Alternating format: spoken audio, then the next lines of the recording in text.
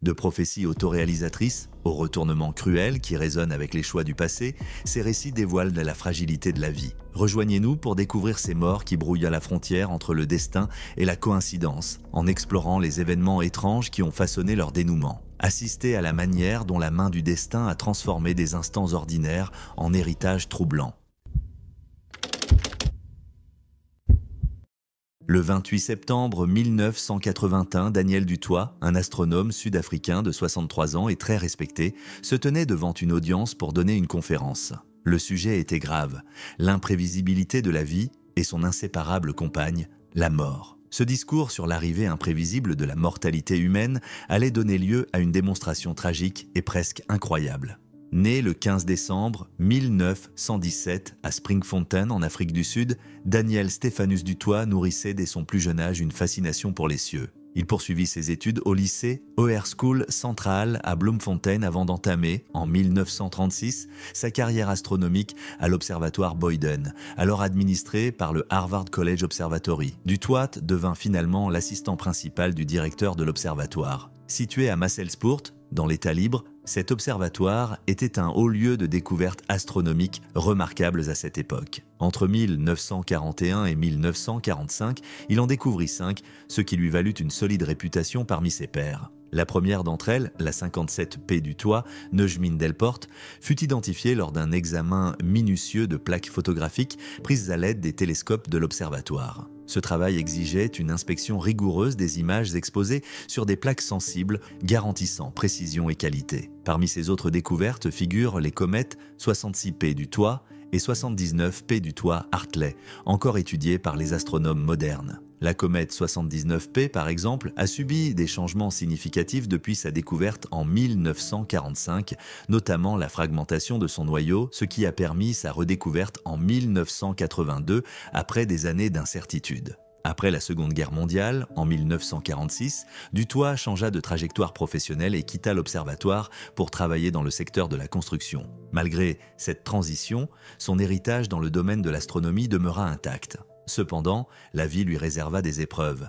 Un accident le contraignit à une retraite anticipée après qu'il eut perdu une jambe. Pourtant, ce ne fut ni cette blessure tragique, ni les risques liés à ses observations astronomiques qui eurent raison de lui. Le coup du sort prit une forme des plus banales, un bonbon à la menthe. La réputation de Dutoit, en tant qu'astronome éminent, perdurait. Le 29 septembre 1981, à 63 ans, il donnait une conférence sur l'imprévisibilité de la vie. À la fin de ce discours profond, il laissa à son public un avertissement glaçant. La mort pouvait survenir à tout moment. Tandis que l'audience méditait sur ses paroles, Dutoit entreprit un geste des plus anodins. Ce qui suivit semblait trop surréaliste pour être vrai. L'astronome déballa un bonbon à la menthe et le mit dans sa bouche. Il commença aussitôt à s'étouffer. Malgré des tentatives immédiates pour le sauver, le bonbon resta coincé dans sa gorge, mettant fin à sa vie de manière brusque et dramatique, en écho troublant au thème qu'il venait d'aborder. Les circonstances entourant la mort de Daniel Dutoit provoquèrent à la fois stupéfaction et un sentiment d'ironie amère. Voici un homme qui avait passé des années à percer les mystères du cosmos, traçant les trajectoires des comètes dans l'immensité infinie de l'espace. Comme si cela avait été orchestré par le destin lui-même, il incarna la vérité même qu'il avait énoncée. Que sa fin ait été causée par un simple bonbon illustrait, de façon tragique, la véracité de ses ultimes paroles. Condamné en 1981 pour un crime odieux, la vie de Michael Anderson Godwin s'est déroulée à travers une série d'événements aux conséquences tragiques, culminant dans une mort qui reflétait étrangement le châtiment qu'il avait un temps évité. Certains diraient que sa fin fut un exemple de justice poétique, mais que s'est-il réellement passé pour cet homme de 28 ans ? En 1978, Michael Anderson Godwin, également connu sous le nom de Michael Anderson Sloan, purgeait une peine pour vol lorsqu'il bénéficia d'une libération temporaire pour travailler. Durant l'une de ces périodes, il commit un crime d'une brutalité inouïe. Sa victime, Mary Elizabeth Royem, une jeune femme de 24 ans, fut retrouvée dans son appartement à West Columbia. Elle avait été agressée et frappée à plusieurs reprises avec un fer à repasser électrique. Lors du procès, en 1981, Godwin fut reconnu coupable et condamné à la peine de mort par électrocution, alors méthode d'exécution standard en Caroline du Sud. Cependant, 2 ans plus tard, en 1983, son sort changea radicalement. À l'issue d'un nouveau procès, il fut acquitté de certaines accusations initiales et sa peine de mort fut commuée en réclusion à perpétuité. Ce retournement marqua pour beaucoup une chance inespérée. Échapper à la chaise électrique était un sursis dont peu pouvaient de se vanter. Peut-être animé par une volonté de changer, Michael Anderson Godwin tenta de donner un nouveau sens à sa vie. Au fil des années, il fit preuve, selon les autorités pénitentiaires, d'un comportement exemplaire. Il poursuivit ses études, obtenant 2 diplômes universitaires et exprima son désir de travailler avec les jeunes s'il venait un jour à être libéré. En mars 1989, Godwin se trouvait seul dans sa cellule de la Central Correctional Institution à Columbia, en Caroline du Sud. Assis nu sur les toilettes en métal, il tentait de réparer un casque audio défectueux, seul moyen autorisé pour écouter la télévision en prison. Dépourvu d'outils adéquats, il choisit d'utiliser ses dents pour retirer l'isolant des fils électriques. Ce qu'il ignorait, c'est que cette improvisation allait lui être fatale. La combinaison de la surface métallique des toilettes et des fils dénudés créa un circuit électrique mortel. Une forte décharge traversa son corps, amplifiée par la conductivité du métal, et arrêta net son cœur. L'électrocution lui infligea de graves brûlures à la bouche et à la langue, une ironie cruelle pour un homme qui avait échappé de justesse à la chaise électrique des années auparavant. Les gardiens retrouvèrent Godwin sans vie dans sa cellule et le rapport du médecin légiste conclut à une mort accidentelle. L'ironie de cette fin était impossible à ignorer. Cet homme, qui avait vécu pendant des années sous la menace d'une exécution par électrocution, trouva finalement la mort à travers un incident électrique de sa propre fabrication. Sa disparition fut un incroyable retournement de situation. Pour certains, cela ressemblait à une forme de justice poétique, compte tenu du fait qu'un fer électrique avait été l'arme utilisée dans le crime qui avait scellé son destin. Pour d'autres, c'était une conclusion tragique pour un homme qui, malgré un passé sombre, avait montré des signes de rédemption et d'une volonté de contribuer positivement à la société. Si son histoire démontre quelque chose, c'est bien que le destin ou des décisions mal informées révèlent les limites du contrôle humain. En 2002, Guillermo López Langarica, connu sous le nom d'El Kanaka, fut arrêté pour conduite en état d'ivresse à Guadalajara, au Mexique. Mais son histoire ne s'arrêta pas là. Ce jour-là, sous l'effet de l'alcool, López Langarica donna une interview hilarante. Des années plus tard, en 2007, cette interview devint virale sur YouTube grâce au comportement excentrique de l'homme et à ses phrases mémorables qui résonnèrent auprès du public. La vidéo se propagea comme une traînée de poudre, accumulant des millions de vues et propulsant López Langarica sous les projecteurs. Mais cette célébrité fut de courte durée. 1 an plus tard, sa vie se termina tragiquement dans un autre accident lié à l'alcool.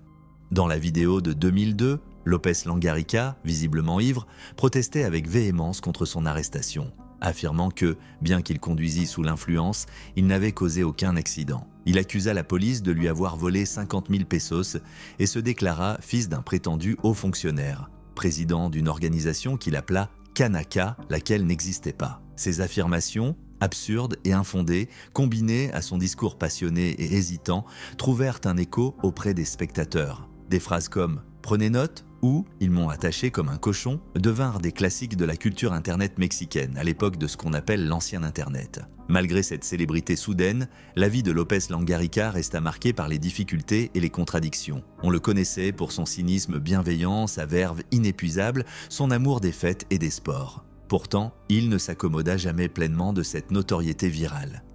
Il n'aimait pas être abordé par des inconnus en quête d'autographes et regrettait l'infamie qui l'accompagnait. Le 25 septembre 2008, 1 an seulement après sa montée en popularité, l'imprévisible arriva. López Langarica fut renversé par une conductrice fortement alcoolisée, Silvia Teresa Borbón Valenzuela, à Guadalajara. L'accident, aussi soudain que tragique, survint alors que López Langarica était sobre, une ironie cruelle pour un homme connu pour ses frasques liées à l'alcool. La conductrice fit une déclaration des plus étranges, affirmant que quelqu'un avait placé le corps sous sa voiture, mais cela n'altéra pas la réalité brutale. López Langarica mourut sur le coup, sa vie s'éteignant dans des circonstances amèrement ironiques. L'accident fit la une des journaux nationaux, provoquant choc et débat.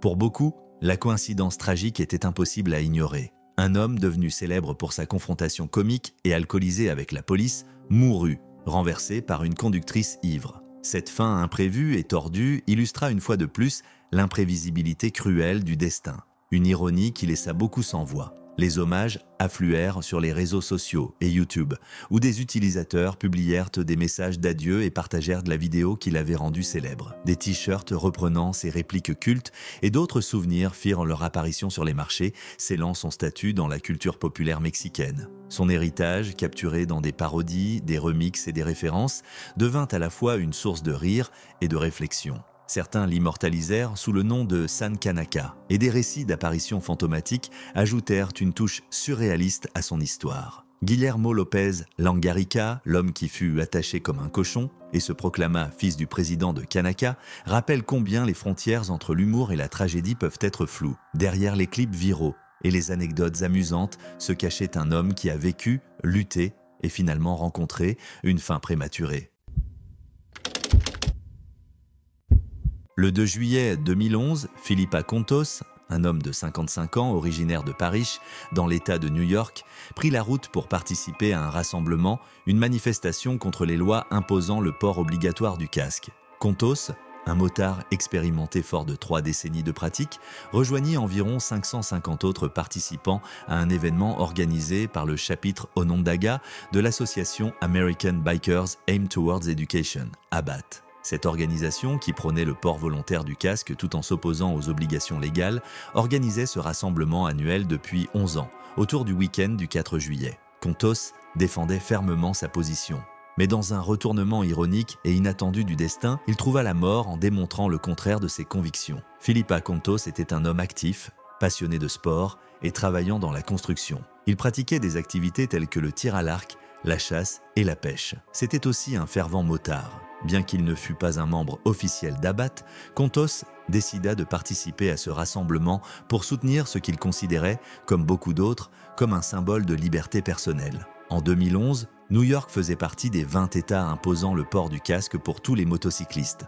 Contos n'était pas d'accord. Cette même année, les statistiques des organismes de sécurité routière, tels que la Governors Highway Safety Association, démontraient l'efficacité des casques dans la prévention des décès. Selon ces données, les casques conformes aux normes fédérales pouvaient réduire de plus de 40% le risque de décès en cas d'accident. Pourtant, pour de nombreux motards, le choix de porter ou non un casque était étroitement lié à des notions de liberté et de responsabilité personnelle. Le 2 juillet 2011, une journée chaude et ensoleillée s'annonçait à Onondaga. Le rassemblement débuta dans un esprit de solidarité. Les participants furent informés que le port du casque était facultatif. Après tout, ils militaient pour la liberté de choisir. Contos choisit de ne pas en porter. Le trajet prévu s'étendait sur environ 50 km de Syracuse à Lake Como, près de Cortland. Alors que la procession de motos serpentait sur les routes, l'imprévu se produisit. Contos rencontra des difficultés soudaines. D'après les rapports, sa moto fit une embardée lorsqu'il freina, lui faisant perdre le contrôle. En une fraction de seconde, il fut projeté par-dessus le guidon et heurta violemment le sol sans protection. L'impact causa un traumatisme crânien sévère et Contos fut déclaré mort à son arrivée à l'hôpital. Les policiers et experts médicaux présents révélèrent une vérité difficile à entendre. Si Contos avait porté un casque, ses blessures n'auraient probablement pas été mortelles. Cet accident fut le seul décès enregistré en 11 ans d'histoire des manifestations d'ABAT à Onondaga. Ce fait accentua le choc et le chagrin ressentis par la communauté, illustrant l'imprévisibilité de la vie et les conséquences profondes pouvant découler de choix simples. La mort de Contos devint un exemple frappant des risques associés au non-port du casque.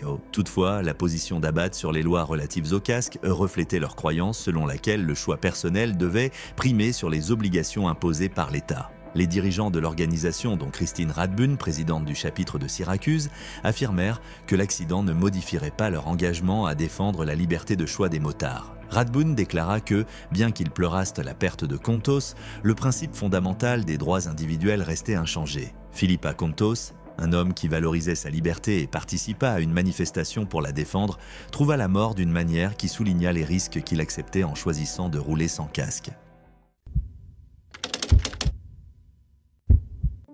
Surnommé le gourou de la course à pied, James Fuller Fix a consacré sa vie à promouvoir les bienfaits du jogging sur la santé et est crédité pour avoir contribué à déclencher la révolution du fitness en Amérique dans les années 1970. Pourtant, sa mort, empreinte d'une ironie marquante, a suscité de vifs débats au sein des communautés médicales et sportives. Né le 23 avril 1932 à New York, Fix a obtenu son diplôme de la Trinity School et du Oberlin College. Son père, Calvin Fix, était rédacteur au magazine Time. Malgré cet environnement intellectuel, la jeunesse de Fix n'était pas marquée par la santé ou l'athlétisme. Jusqu'à ses 35 ans, il menait une vie peu saine. Il fumait 2 paquets de cigarettes par jour, se nourrissait de plats riches et pesait 97 kilos. Le tournant de sa vie survint à cet âge lorsqu'il décida de changer radicalement ses habitudes. Le résultat fut spectaculaire. En quelques années, Fix se transforma en symbole de la forme physique. Il perdit plus de 27 kilos, sculpta un corps svelte et courait jusqu'à 130 km par semaine, participant à des marathons et inspirant des milliers de personnes à suivre son exemple. En 1977, il publia The Complete Book of Running, un best-seller instantané qui établit sa réputation comme fervent défenseur des bienfaits de l'exercice physique. Fix est souvent considéré comme l'un des pionniers du mouvement fitness aux États-Unis. The Complete Book of Running s'est vendu à plus d'1 million d'exemplaires. Le livre mettait en lumière les avantages de la course et affirmait que l'exercice régulier pouvait considérablement prolonger l'espérance de vie. Pendant les années qui suivirent, Fix consacra sa vie à écrire et à parler avec passion des bienfaits de l'exercice, soutenant qu'un mode de vie actif était essentiel pour vivre longtemps en bonne santé. Cependant, Fix croyait fermement que l'exercice à lui seul suffisait à prévenir les maladies cardiaques. Il citait souvent des théories selon lesquelles les marathoniens étaient immunisés contre les problèmes cardiaques et minimisaient l'importance d'une alimentation équilibrée. Bien qu'il savait que son père était mort d'une crise cardiaque à 43 ans, après une première attaque à 35 ans, Fix était persuadé que la course à pied et l'arrêt du tabac le protégèrent du même sort. Il ne faisait pas de bilans médicaux réguliers et aurait refusé des tests de stress cardiaque, malgré les conseils de ses amis et experts. Peut-être Fix soupçonnait-il qu'il n'était pas aussi en bonne santé qu'il le pensait, et peut-être avait-il peur de le confirmer. Le 20 juillet 1984, à l'âge de 52 ans, Fix partit pour son jogging quotidien le long de la Vermont Route 15 à Hardwick. En cours de route, il s'effondra et mourut sur le bord de la route. Un motard de passage découvrit son corps inerte.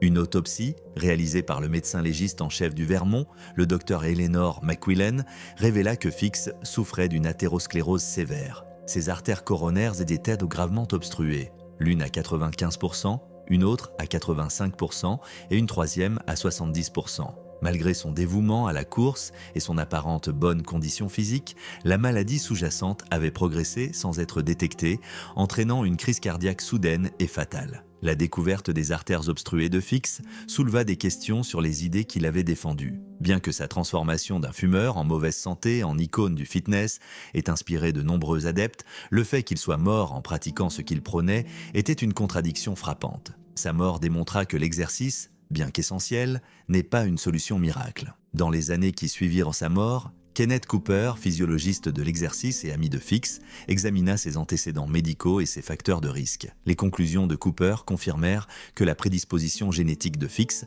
la mort précoce de son père due à une maladie cardiaque, combinée à son passé de fumeur, à son niveau élevé de stress et à son alimentation insuffisante, avait contribué de manière significative à sa condition fatale. Bien que la course à pied ait probablement prolongé la vie de Fix au-delà de ce qu'elle aurait été autrement, elle ne pouvait compenser l'état avancé de sa maladie cardiaque. L'héritage de Jim Fix perdure. Il a aidé les Américains à comprendre que la course et le jogging sont des éléments essentiels d'un mode de vie sain. Si l'exercice reste un outil puissant pour améliorer le bien-être physique et mental, la mort de Fix rappelle qu'il doit être accompagné d'une conscience des risques génétiques, de dépistages médicaux appropriés et d'une approche holistique de la santé.